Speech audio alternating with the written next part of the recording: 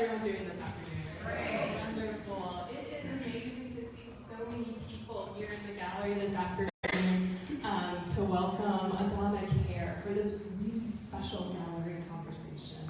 My name is Moira Anderson, and I had the honor of meeting Adonna back in 2014 during the State of the Art exhibition when she had her piece Rhinos here. And just as a show of hands, how many of those in the audience got to see that work back then? All right.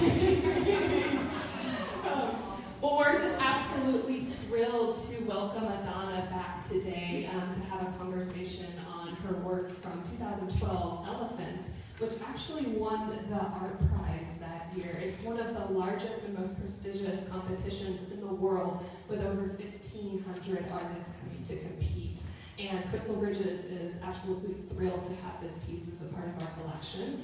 And in addition, Adonna has been here since Wednesday, extending the drawing onto the wall. So everything that you see on the blue paint is actually addition she's been working on for just those 2.5 days, really. This afternoon, what we're going to do, Adonna's here, she'll give an overview, of course, of this piece and a little bit about what she's been adding. And then we'd like to invite you to ask questions and have a Q&A with the artist to end the talk. So please raise your hands. I'll be passing the mic through so nothing is missed. And without further ado, please help me welcome Adonna.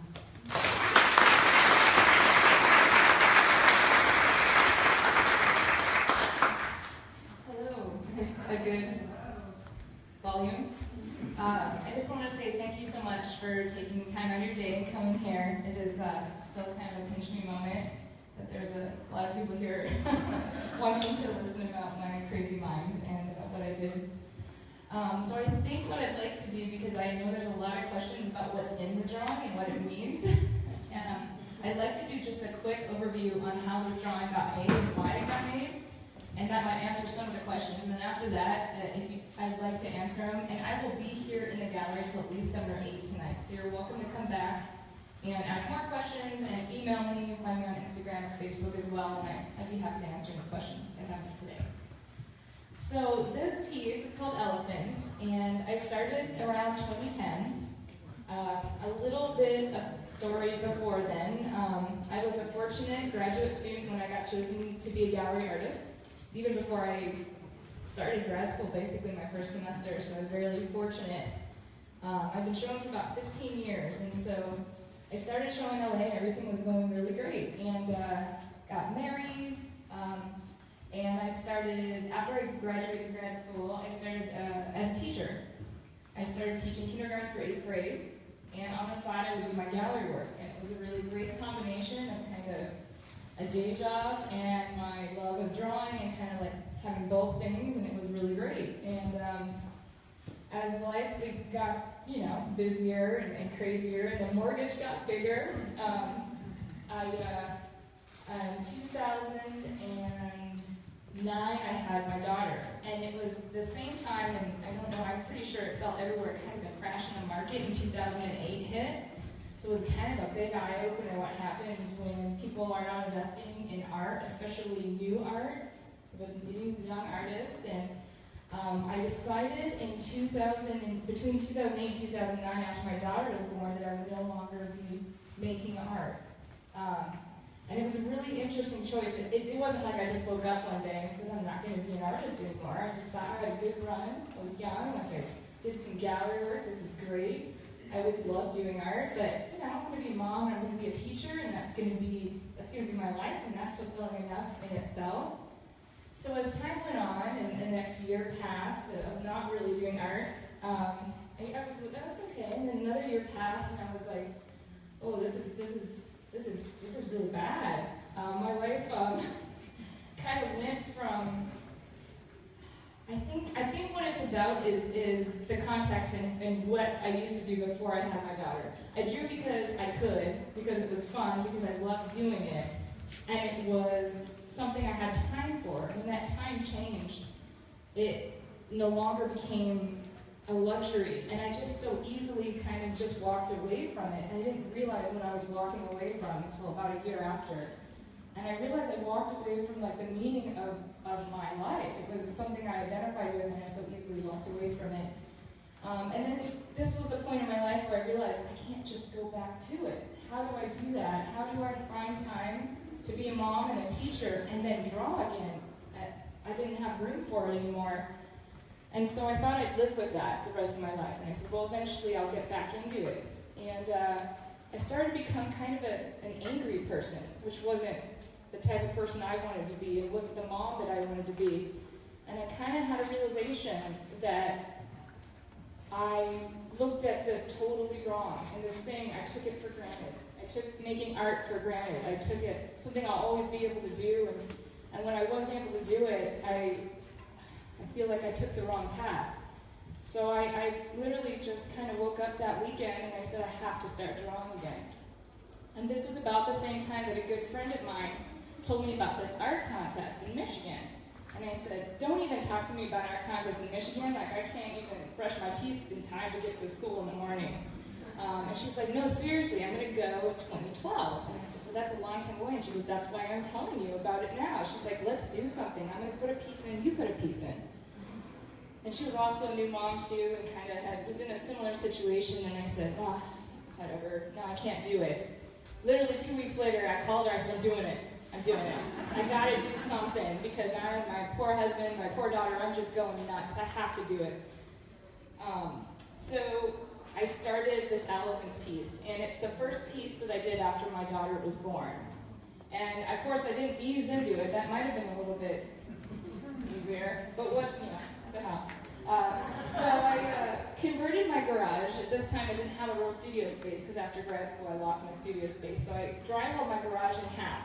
And I just knew I was going to do elephants because I was super pregnant, sitting on the couch watching these shows about elephants and how amazing it was, like the family unit, this idea of history and a matriarch society, and they remember their ancestors, they pay homage to the lost elephants, that they have graveyards. It really resonated with me being a new mom. So I said, as soon as I get in the studio, I'm going to draw elephants.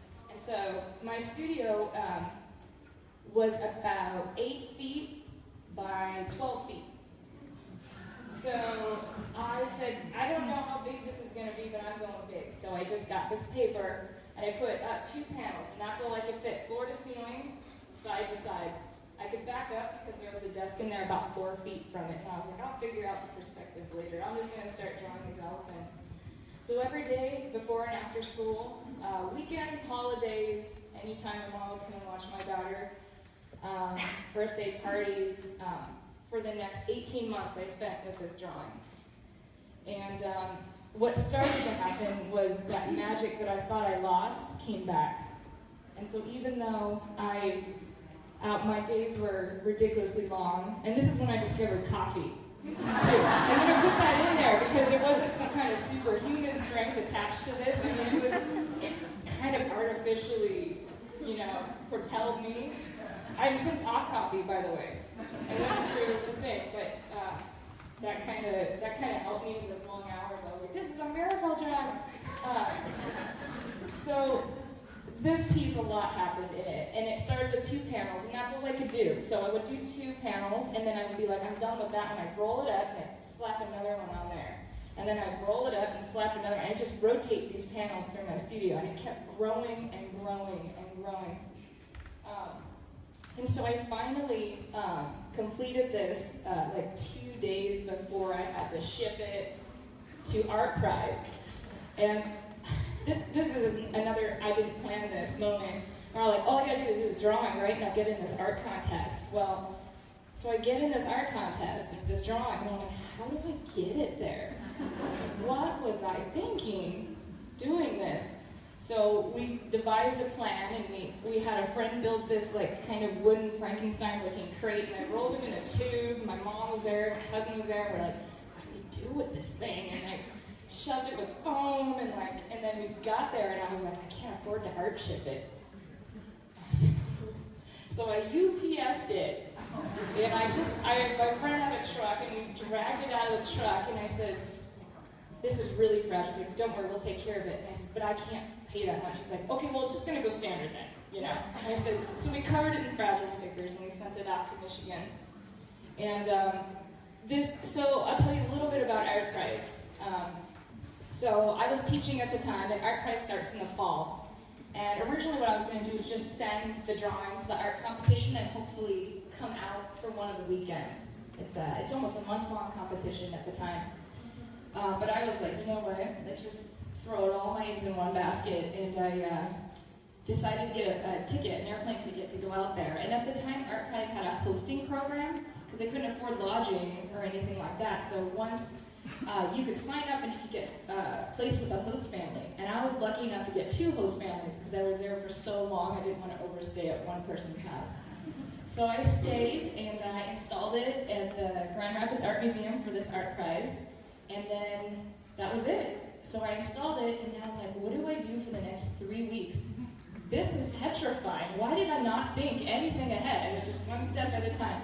So I get there, and I'm like, I'm going to be standing in front of this piece of art for the next 3 weeks.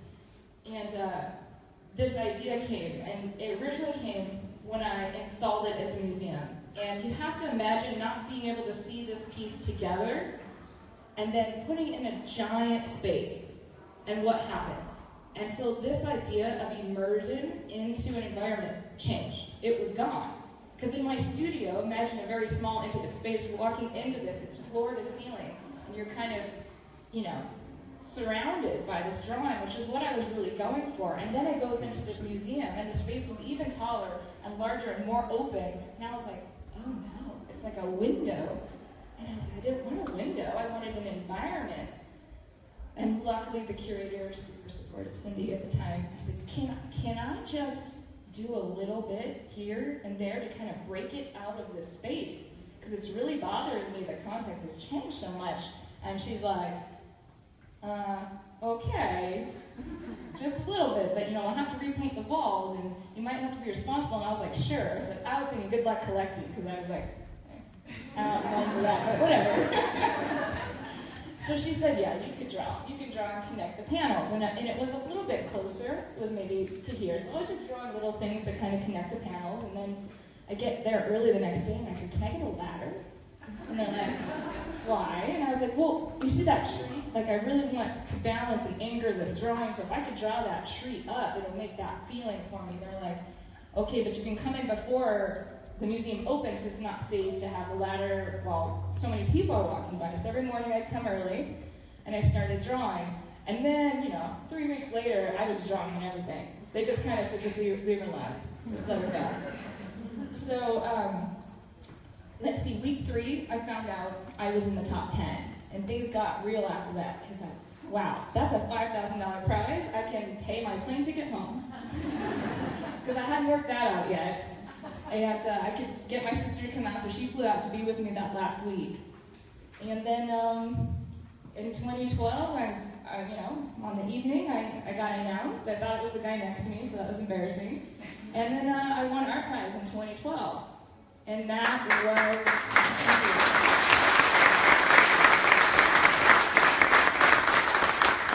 So of course, that was a huge shift. It never crossed my mind that I would win.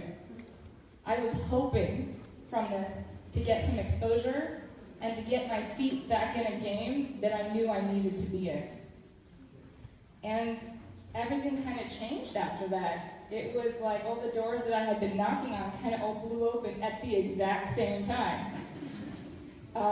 Which was, you know, you sometimes wonder what it's like to live your dream and to like go back and see it, and I see it, and I'm so grateful that that happened.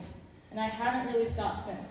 So I now show all over, and I display in galleries and museums, and I wake up every day and say thank you.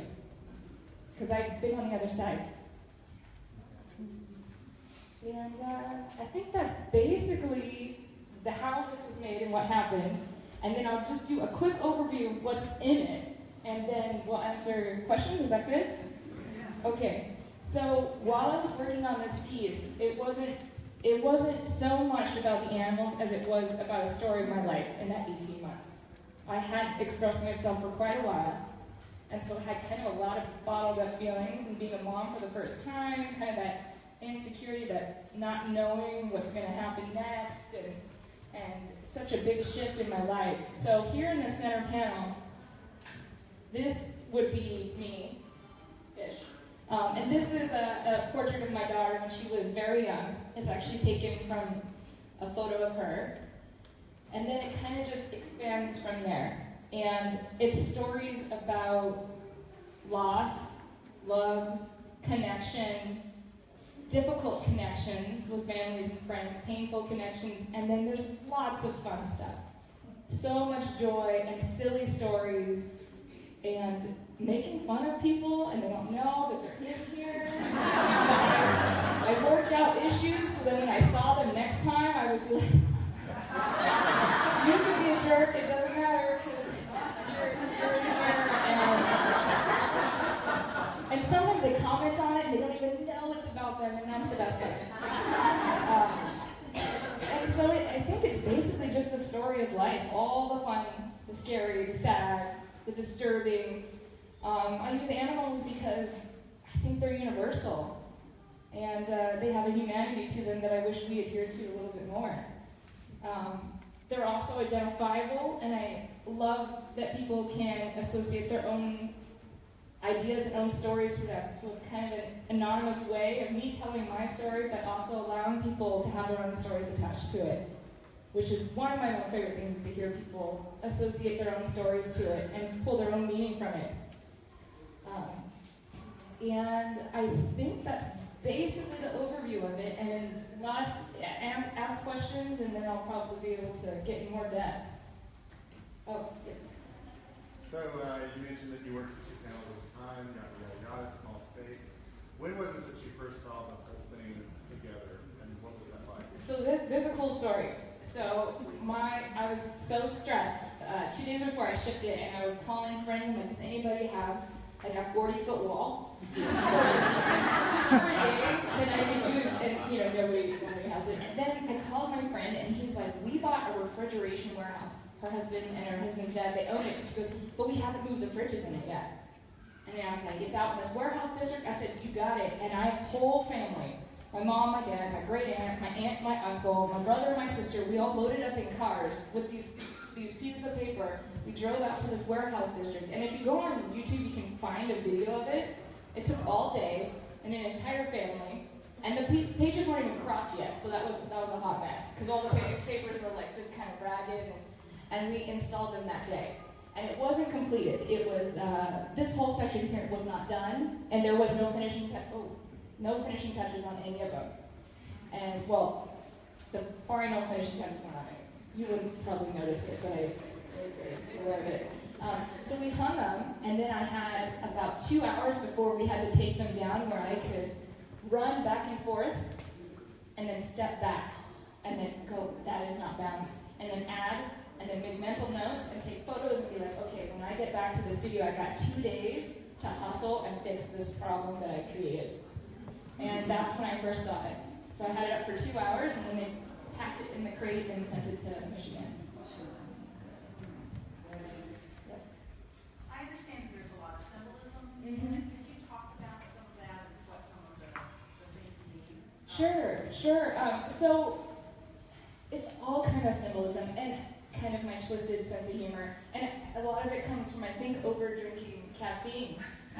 But I'll do a funny one first. You see these 2 little espresso cups up there with the whale jumping in it? That was hilarious at 2 in the morning. Oh my gosh. I feel like a whale or, drinking too much water. But some symbols. So these 3 chunks here, it's kind of this triangular composition here. It's see no, speak no, hear no evil. And that idea kind of came from, I originally had stitched this chimp's mouth closed. That was the first mouth closing that I had done in this drawing. And it happened really easily, and I was like, what's wrong with me? Why did I do that? And I realized, and it took a little bit to kind of figure it out, but having a daughter that was growing up, I realized how important words are. And it's something I never really thought about. It's like how I get to shape a little mind. And I kind of was like telling myself, just shut up sometimes. Like, be careful what you say and how important it is to speak and to remember what it does to people. And so that was started as kind of a reminder. And then once I did that, I thought of her and speak no, see no evil. And then that is kind of a theme that has been in my work now. Since then, I can't get that out of my work because it just seems so poignant. So, let's see, do you want some more? There's some funny stories. I'll talk about this section a little bit. And I know some of you have heard about it, and I've talked about it in almost every talk, but I do think it's important that I do mention it. At the time that I was working on this section here, my little nephew, who was 2 at the time, was diagnosed with type 1 diabetes. And he almost passed. He was really sick, really, really sick. And I don't know if anybody's familiar with type 1, but it's a devastating disease. It's constantly blood sugar monitored. Your pancreas literally fails and you can no longer process food anymore. Has nothing to do with weight or diet. It's just a terrible disease that can strike at any time. And seeing my sister and all of us what it was like to see this little baby have to get an injection to survive really does a trip on your mind. And so I added this line here that's eating a popsicle, and that was a specific story about when he was first diagnosed, that I could no longer hand this 2-year-old this little popsicle without injecting him with insulin. And I was like, wow, this thing that symbolizes childhood and fun has a consequence attached to it.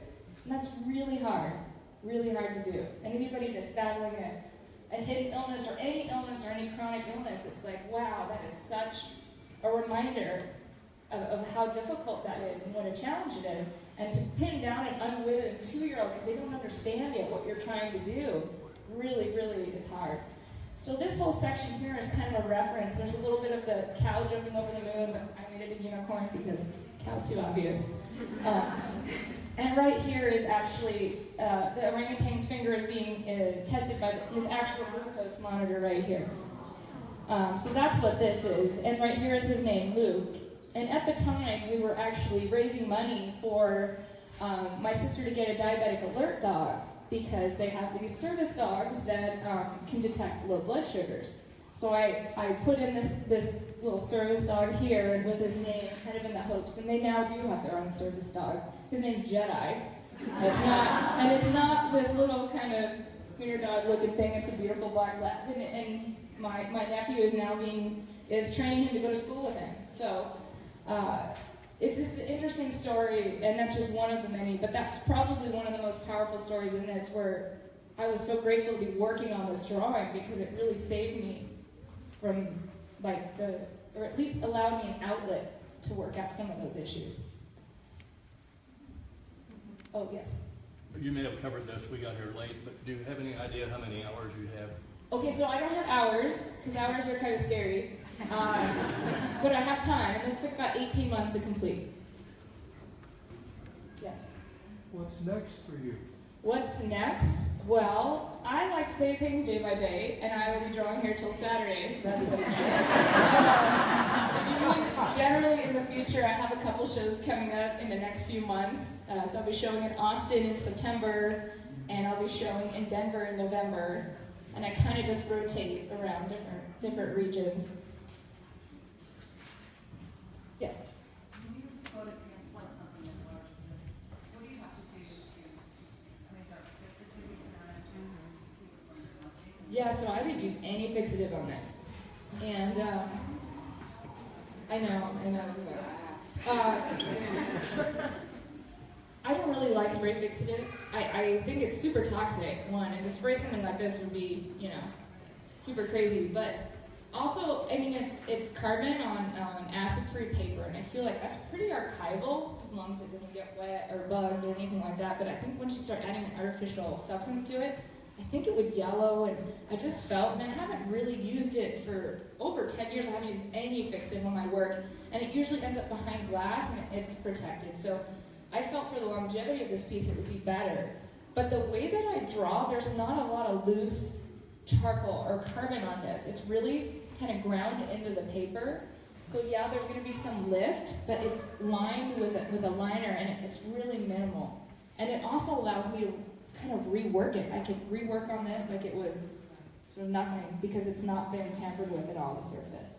So when you on the water or something, do you have to put paper over it or something? Just Yeah, well, I don't get to touch it anymore, so, but yeah, they will be putting, I'm sure, some kind of liner, and then it will be, it's in better hands here than it is in my studio, I'll tell you that. They will take better care than I would. Yes. The extended work, can you tell us just where you're going with the sides here and the top? Okay, About yeah. some of these extension pieces? Sure. So when I get to a new space, I try not to think about it so much. And I like to come first and just kind of look at the space and then see how I want to kind of work the extensions onto it. My idea is still to kind of break it out of the space, to kind of like move it out and to show the process of how it was made. My work is always a continuation. It never stops. And so I thought for this piece, since I haven't seen it for a while and I know it's going to go into storage for a while after this, I figured I wanted to reference all the other installations I have done in response to this piece and pieces that have been shown with this piece. So that's what these side drawings are. They're actually a reference from other shows that were where I extended the drawing on the walls. And so I kind of try to have a really fun time, a really light time. There's so much heaviness and kind of heart and soul in this that it's drenched with meaning that sometimes it's nice to take it out of that context and to show just this fun process, kind of this stream of consciousness type drawing and just kind of let things happen. So that's what's happening on the sides here. And yes? they're not going to paint over that. They will be painting over it. So anything, first they wash it and then they paint it. Yeah, it's just temporary. So anything you see on the blue is temporary and then the paper will be safe. Yes, it will be up till October when the show comes out. Yes? I have two questions. When you're in Denver, will it never Argentina? No, it's in a gallery, so this is the gallery show. My daughter's in here, she wants to see it. Oh yeah, it's at Visions West. But if you find on Instagram or Facebook, I'll be posting it. And Yeah. my other question, on top of the gorilla, Yes. what is the tower? Oh, so that's a good symbol. So there's two lighthouses. One here, and that's my version of the lighthouse. I use those. The tower, sorry. No, that's fine. No, you're not supposed to know that. I just call them lighthouses, and that was an interesting symbol. And it was these are towers from my mom's hometown. She's from Holland, and so we got this like book of like things, you know, like buildings near where she grew up, and I was just, oh, these are really cool buildings, and I kind of like that idea of lineage and history. So I turned them into lighthouses by putting light bulbs that I thought were good for the environment, but then I later found out they're really bad, like super bad. Like they lied, they said these are great, and I was like, I'm gonna draw these awesome. Now I feel really bad because those are really bad light bulbs for the environment. Like they're worse. I didn't know that at the time. So I have two of them, and it's just kind of, the symbol of a lighthouse is to warn you of danger and bring you home. So I kind of like that. So I put one on each end and kind of imagined what they were.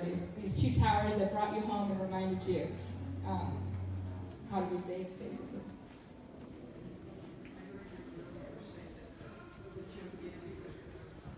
Oh gosh, this is yes, he ends up having to pose for a lot of the large primates. That's enough details I should probably go into. Yeah. I would like to know some more about some of the symbols, like the fox here, the dinosaur there, the koala there. Can you talk about some other symbols and Sure. and the elephant here that has a ragged ear instead of a. Yeah, and a lot of this is in response to kind of environmental issues. And a lot of times I draw animals that are starting to almost decompose, that are kind of breaking apart. I stitch them together to show connection. I also stitch them together to kind of hold them together, like as you watch what's happening to our environment and how we treat each other and our planet. It's almost a separation. Like, oh, it's not really us, it's just nature. And there's this really strange idea that we're somehow not a part of that. So we can I guess, compartmentalize the loss of many, many species almost in a day that we'll never get back. But we kind of just go, well, you know, that's what it is. But I was kind of mourning that loss. And so some of these animals, I mean, I think we all know that elephants are endangered. I mean, almost everything's endangered, almost. And that idea of kind of what's happening to them and like mirroring it with our lives, like this kind of universal loss. And so a lot of these animals are in there kind of to reference that. This koala bear here is an interesting one. He's kind of bound. And that's the same idea. It's like kind of holding on to it and trapping it and not letting it leave, but also showing what we do and how we treat nature and our environment. Yes. Oh, okay.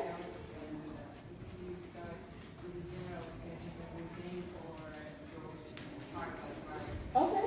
Yeah, those are good questions. I actually have all the materials here, so if you want to stop by afterwards, I have everything.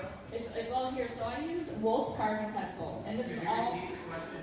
Okay, so she's just asking some materials and process questions.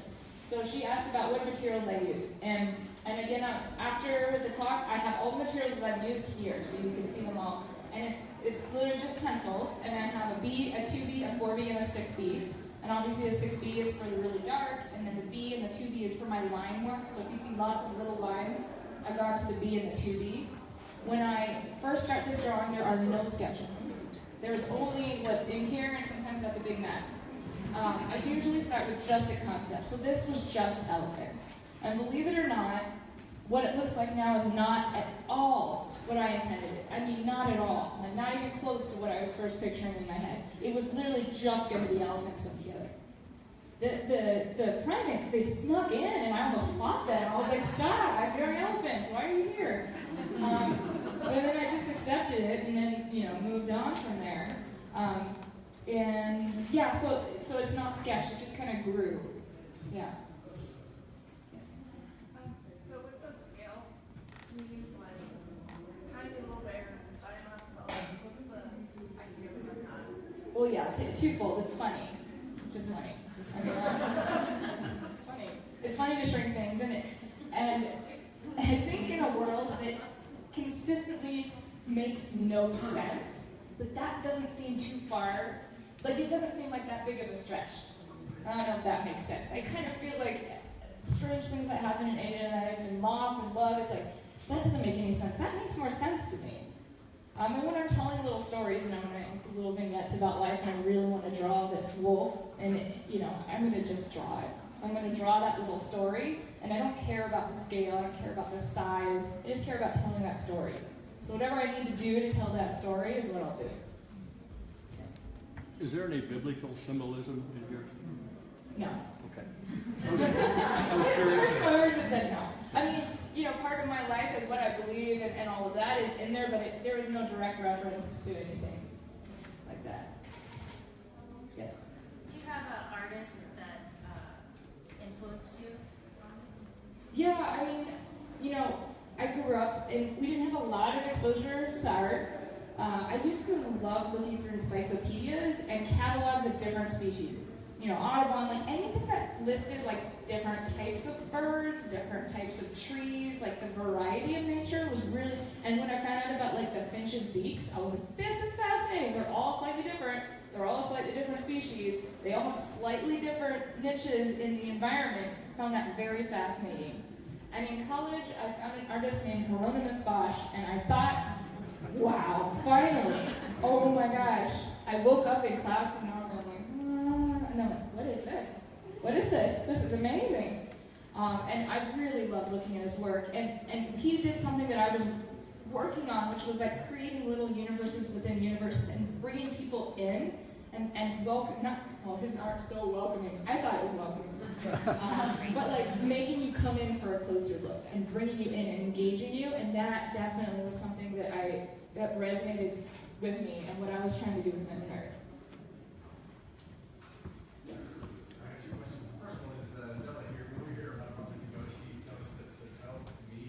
Yes.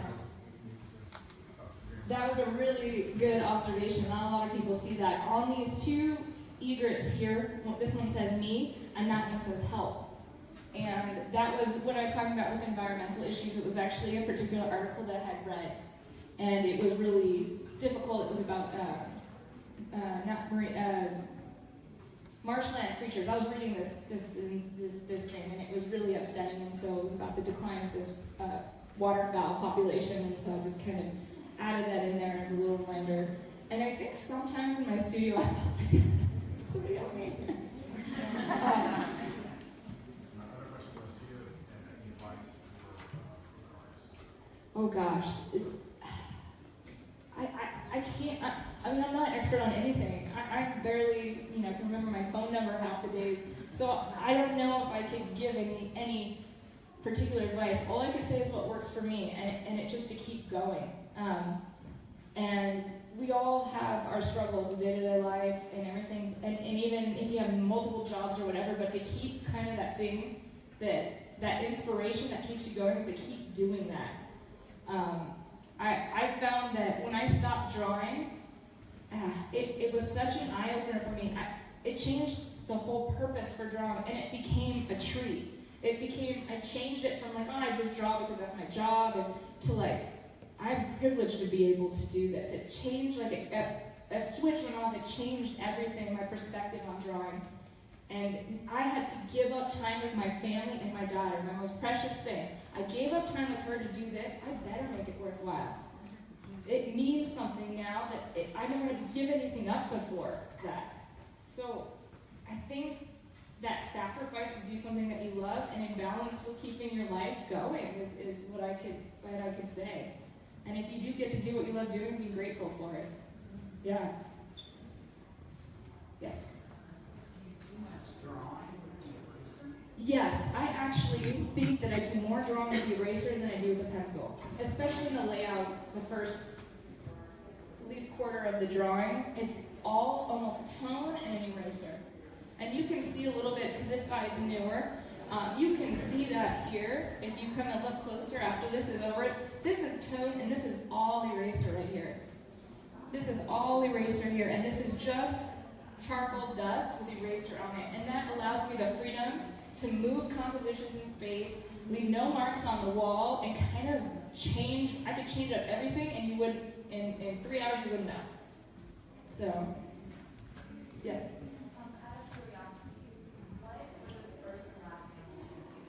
Oh, that's a good question.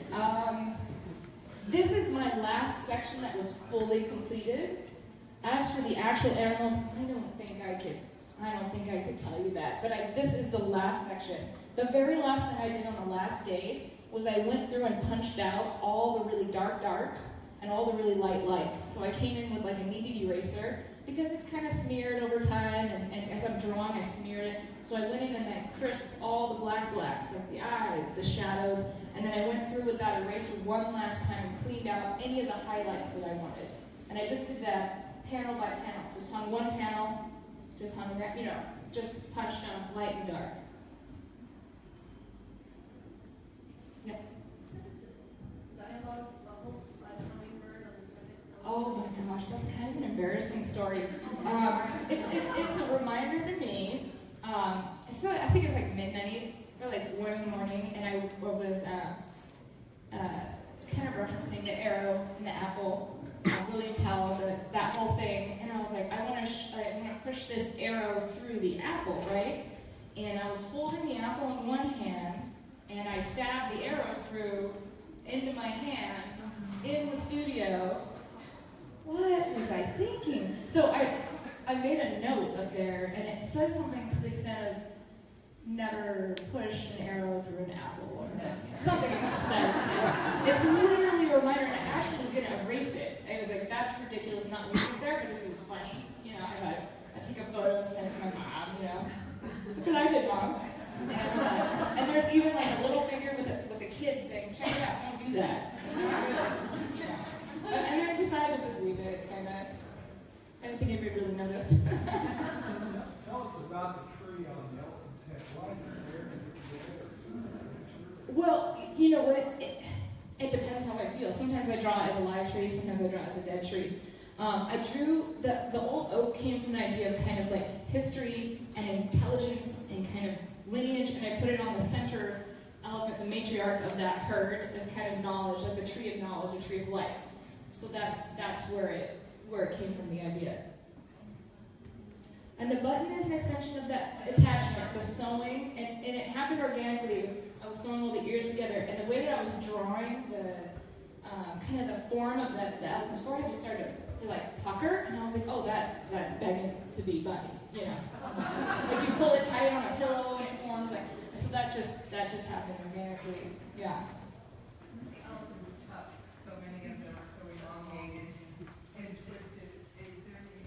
Oh, the trunks. Well, yeah, just kind of that distortion of nature and kind of like molding it to our will, and I wanted it almost like I said, like they're destructing, they're kind of dissolving, they're kind of like stretching into the environment, and they're all kind of draining into the water.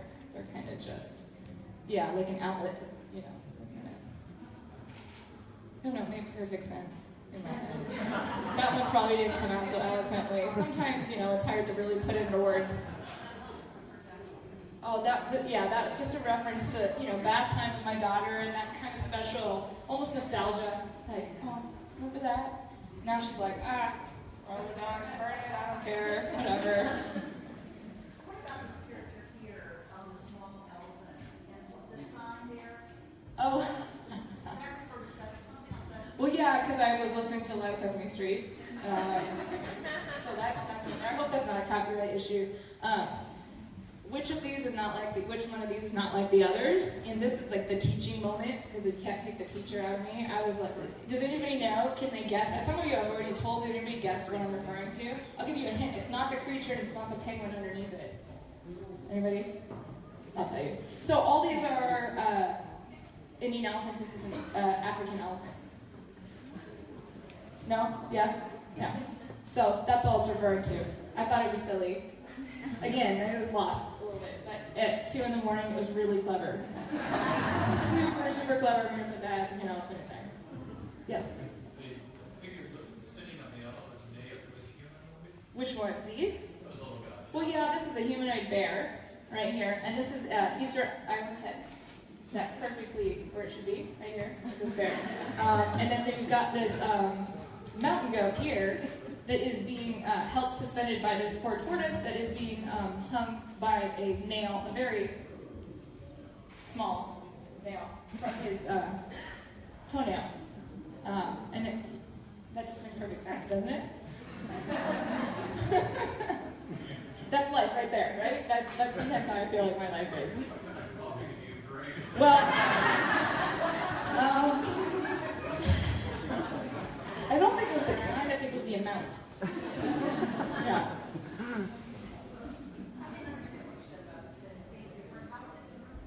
Oh, this is a baby African elephant.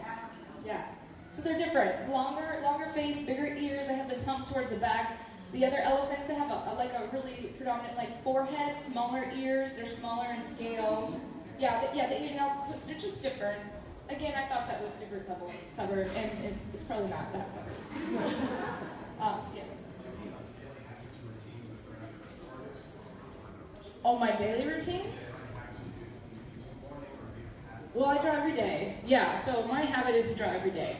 So, you know, I get my daughter ready for school, I walk her to school, I go to the gym. I added that recently in the past year and a half because I found what this is doing in my body. There was a lot of aches, a lot of pains, a lot of casts, a lot of pinched nerves, a lot of stuff happening that I was like, this isn't good. This past year and a half, I've changed my routine from dropping my daughter to school, going to the studio and drawing, to dropping on my daughter, going to the gym for an hour, then going to the studio and drawing, and then picking up my daughter. So that's my routine. So I just make sure that I draw every day. And I have a studio where I do my large scale work, and then I have a studio at my home, which is my small one that I did this in originally. And that's where I do my small works, and ship my coloring books, and ship prints, and do all that there. So I have kind of 2 places of work I go to. Yeah. Oh, right now, currently. Okay, so I have William, my horse. I have Rufus and Oswald, my 2 dogs. I have Harry Purter, and I have Kitty, our 2 cats. And I have Bun Bun, our bunny. And I lost my beautiful Biscuit this past December. She was my 3rd dog. I had her for 15 years. And so we have a lot. I just inherited Harry Potter from an elderly neighbor who passed, and he's 15. He's so cute though, he's so cute, yeah.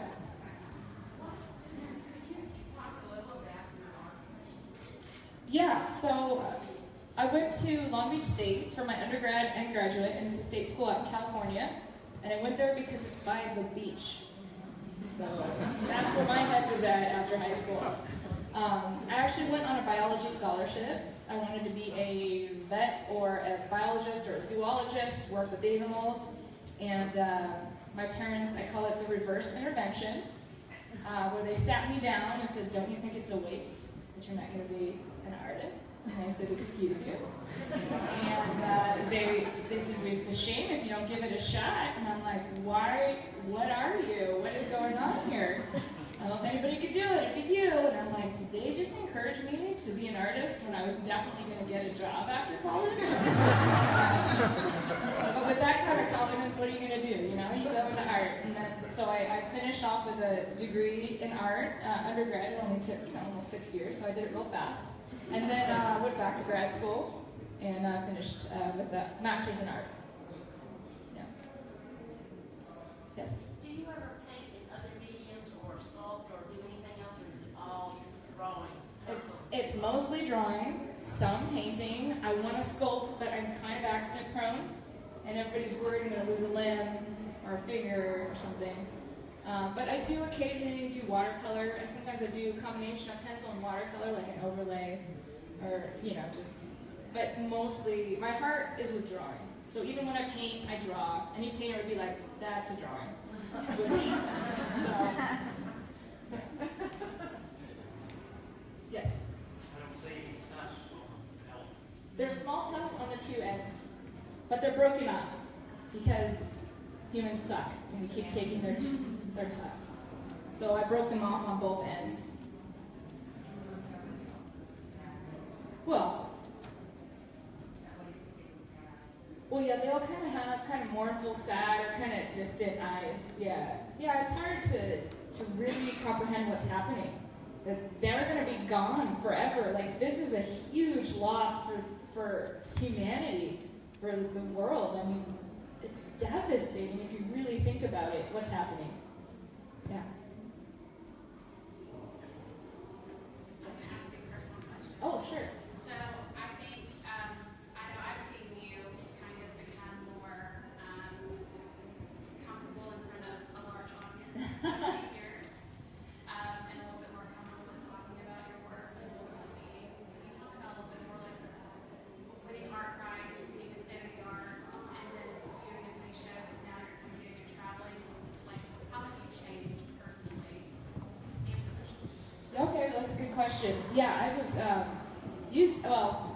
I'm petrified. I used to be petrified of more than 3 people in the room. Then I became a teacher, and I found that really changed it, because as a teacher, you will stand in front of how many kids, and I stood in front of middle schoolers, and if you can survive that, anybody. So, a couple years of teaching, and then when I started at Art Prize, it was really hard. I was in front of people every single day drawing, and I was kind of, this is super weird. It's kind of scary, and it's very revealing, and it's very kind of intimate to see my process and to throw it out there. And again, this was a perspective shift. It had twofold. One is I just did it for so long that I became kind of used to it. So there was just doing something repeatedly that you start to kind of, I'll survive, even if I mess up. Nothing bad's going to happen to me, and like telling myself I'll be okay, and also the idea of turning it into the context of being a teacher. So I would just imagine my classroom behind me. I had no problem drawing lesson plans on the board in front of a group, so why can't I just draw in front of a group? And then I now enjoy the process of taking down that veil of art making, because so many artists are so like, no, but they don't need to see this process. It's this really secretive, it's this really kind of like super intimate thing that they do by themselves, and they show this finished piece that's all veiled. Like we don't know what happened. I like now exposing that. I like showing how that's done. I think doing the process like that invites people to really, be a part of it, and to see how it's made and just, put it up there. And as far as how it's changed me, I think a lot comes from that idea I talk about a lot of gratitude. I love doing this, and I think you can tell that this isn't torture, this isn't something I clock into every day and I go, oh man, I gotta draw on the walls of a museum, this is just so hard. It's awesome, I'm drawing on the walls of a museum, people, and there is Andy Warhol right there. It's incredible. That is not something that's lost on me. That is something I think about. I mean, right there.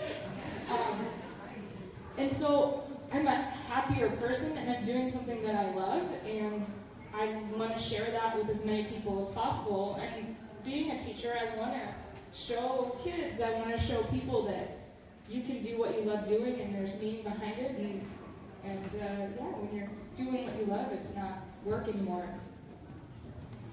Well, we're just coming up on the 2 o'clock hour, so I'd like to give it a big round of applause.